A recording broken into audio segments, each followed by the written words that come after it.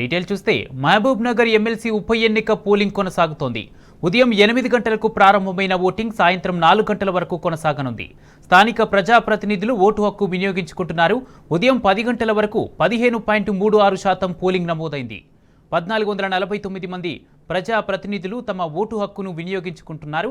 ఇక బ్యాలెట్ పద్ధతిన జరుగుతున్న ఎన్నికల్లో 3 అభ్యర్థులు బరిలో నిలిచారు. ఉమ్మడి మహబూబ్ నగర్ జిల్లా వ్యాప్తంగా 10 పోలింగ్ కేంద్రాలు ఏర్పాటు చేశారు. కాంగ్రెస్, బీఆర్ఎస్ పార్టీలు ఈ ఎన్నికను ప్రతిష్టాత్మకంగా తీసుకోవడంతో పోలింగ్ కేంద్రాల వద్ద భారీ బందోబస్తు ఏర్పాటు చేశారు పోలీసులు.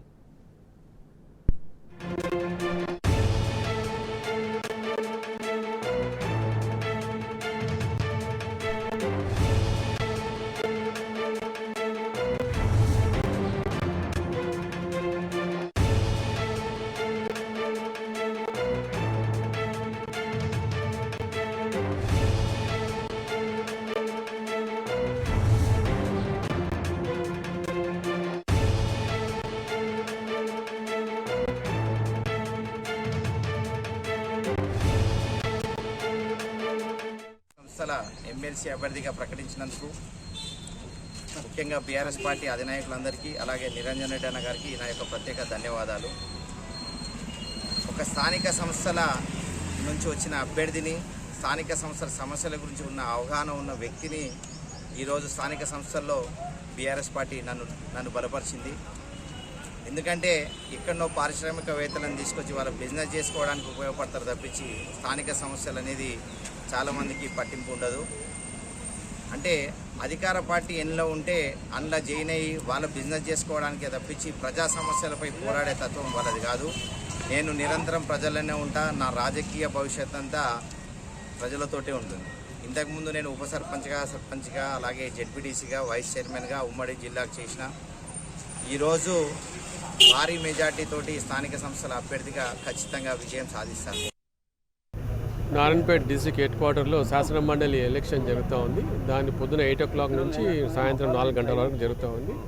దాంట్లో భాగంగా మక్తల్ అండ్ నారాయణపేట 2 నియోజకవర్గాలు ఉన్న ఎంపీటీసీలు, జెడ్పీటీసీలు, కౌన్సిలర్లు, ఇక కొందరు అంటే మక్తల్ తాలూకులో ఉన్న 2 మండలాలు వనపర్తి కూడా పోయినాయి. ఆత్మకూరు అమర్చింత అక్కడ వాళ్ళు కూడా ఆల్రెడీ అయిపోయింది అక్కడంతా కూడా. ఇప్పుడు ఇక్కడ ఇంకా నడుస్తూ ఉంది. తప్పకుండా బీఆర్ఎస్ పార్టీ బలపరిచిన అభ్యర్థి నవీన్ కుమార్ రెడ్డి గారు గెలవడం ఖాయం. ఎందుకంటే ఇంతకుముందే ఇనానమస్ తీసుకున్నాం, 2 ఎమ్మెల్సీలు ఇనానమస్ తీసుకున్నాం. అప్పుడు ఎవరు నిలబడకపోతే కూడా ఇప్పుడు కూడా అదేవిధంగా ఉండింది. ఇప్పుడున్న ఈ కాంగ్రెస్ ప్రభుత్వం కొత్తగా వచ్చింది కదా, కొత్త పిచ్చి ఇక్కడ పొద్దురు అన్నట్టు వచ్చి నిలబెట్టిండ్రు. ఇక మాకు అంత పని పెట్టిరు, వాళ్ళు కూడా పని పెట్టుకున్నారు. ఎందుకంటే పని లేదు కదా కాంగ్రెస్ వాళ్ళకి, ఏం పని లేదు. మందిని సతాయించడం ఒకటే వస్తుంది, అభివృద్ధి చేసేది రాదు. ఇస్తామంటే మర్చిపోయినరు. 6 గ్యారెంటీలు గాలికి పోయినాయి. ఇంకా చెప్పుకోవడం చాలా ఉన్నది. కానీ దానికి ఈరోజు ఈ గెలిపే వాళ్లకు ఒక గుణపాఠం అవుతుంది. రేపటి నాడు ప్రజలకు చెప్పిన వాగ్దానాలు కానీ ఏం చేయకపోతే ఏమవుతుంది మా బతుకనేది వాళ్ళకి తెలుస్తుంది. రేపు అది తప్పకుండా జరుగుతుంది, జరిగి తీరుతుంది కూడా. జై తెలంగాణ. నారాయణపేట మరియు మక్తల్ 2 నియోజకవర్గాలకు సంబంధించిన ఓటర్లు ఇక్కడ వాళ్ళ ఓటు హక్కు వినియోగించుకుంటారు. దాదాపు 205 ఓట్లు ఉన్నాయి ఇక్కడ. ఇప్పటికే దాదాపు ఒక 100 ఓట్లు పోలైనాయి, 50% ఆల్రెడీ పోలైనాయి. ఉమ్మడి మహబూబ్ నగర్ జిల్లాలో దాదాపు 1439 ఓట్లు ఉంటే దాంట్లో మన బీఆర్ఎస్ పార్టీకి సంబంధించినవి దాదాపు 832 ఓట్లు ఉన్నాయి. తర్వాత బీజేపీకి సంబంధించినవి ఒక 100 పైచిలుకు వాళ్ళే ఉన్నాయి, కమ్యూనిస్టులు కొన్ని ఉన్నాయి. ఇవన్నీ చూస్తే ఏంటంటే కాంగ్రెస్కు మిగిలిన ఒక 300 ఓట్ల కన్నా ఎక్కువ లేవు. వాళ్ళకి తెలుసు కాంగ్రెస్ 300 ఓట్లు ఉన్నాయి అన్నా కూడా వాళ్ళకు అధికార దర్పంతోన ఇవాళ మేము ఏమన్నా చేయగలుగుతాము, ఎవరన్నా బెదిరియగలుగుతాం, లేకుంటే ఎవరినైనా ప్రలోభ పెట్టగలుగుతామని చెప్పి ఆ ప్రలోభాలకు గురి చేసి మేము గెలుస్తామని చెప్పి ఒక పారిశ్రామికవేత్తని ఇవాళ నిలబెట్టడం జరిగింది. వాళ్ళకి ఏమాత్రం నైతికత ఉంటే యాక్చువల్లీ ఎలక్షన్లో నిలబడేది లేకుండే వాళ్ళు. అయినా కానీ ఇవాళ వాళ్ళు నిలబడ్డరు.